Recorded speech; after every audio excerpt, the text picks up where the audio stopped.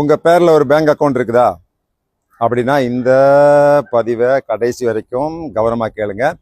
உங்கள் பேங்க் அக்கௌண்ட்டை நீங்கள் செல் அவுட் பண்ணுங்கள், இல்லாட்டி ரெண்ட் அவுட் பண்ணுங்கள், விற்பனை பண்ணிவிடுங்க. இல்லாட்டி அதை நீங்கள் எங்களுக்கு வாடகை கொடுங்க, உங்களுக்கு ஒரு கமிஷன் கொடுக்குறோம். இந்த பிஸ்னஸ் எப்படின்னா பணம் வந்துடும் உங்கள் அக்கௌண்ட்டுக்கு, நீங்கள் அதில் ஒரு 5% நீங்களே வச்சுக்கோங்க, மீதி எங்கள் அக்கௌண்ட்டுக்கு அனுப்பிச்சி கொடுங்கன்னு சொல்லுவாங்க. 1,00,000 ரூபா வந்ததுன்னா உங்களுக்கு 5,000 ரூபா கமிஷன் கிடைக்கும். 10 லட்ச ரூபானா 50,000 ரூபா கமிஷன் கிடைக்கும். பிஸ்னஸ் நல்லா தான் போயிட்டுருக்கோம். ஆனால் திடீர்னு போலீஸ் வந்து உங்களை தான் பிடிச்சி அரெஸ்ட் பண்ணி ஜெயிலில் போடுவாங்க. ஏன்னா இந்த பணம் சைபர் குற்றவாளிகள் மக்களை ஏமாற்றி சம்பாதிச்ச பணத்தை கொண்டு வந்து நேராக உங்கள் அக்கௌண்ட்டில் போட்டுட்டு அப்புறமா பாதுகாப்பாக அதை வந்து வெளிநாட்டு அக்கௌண்ட்டுக்கு மாற்றி அப்படி கிரிப்டோ கரன்சியை மாற்றி அது எங்கேயோ ஒரு நாட்டுக்கு போயிடும். அப்புறம் அதை யாரும் கண்டுபிடிக்க முடியாது. இந்த குற்றவாளிகள் எல்லாம் வெளிநாட்டில் இருக்கிறனால போலீஸுக்கும் நேரடியாக போய் அவங்களை கைது பண்ண முடியாது. ஆனால் நீங்கள் தான் மிகப்பெரிய குற்றவாளி மாதிரி மாட்டிக்குவீங்க.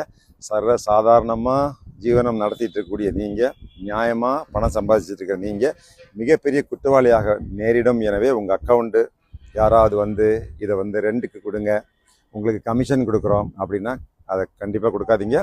அவன் ஒரு பெரிய சைபர் குற்றவாளி. அவன் இந்தியாவில் இருக்கலாம், வெளிநாட்டில் கூட இருக்கலாம், எங்கே இருப்பான்னு சொல்ல முடியாது. எனவே கொஞ்சம் உஷாராக இருங்க.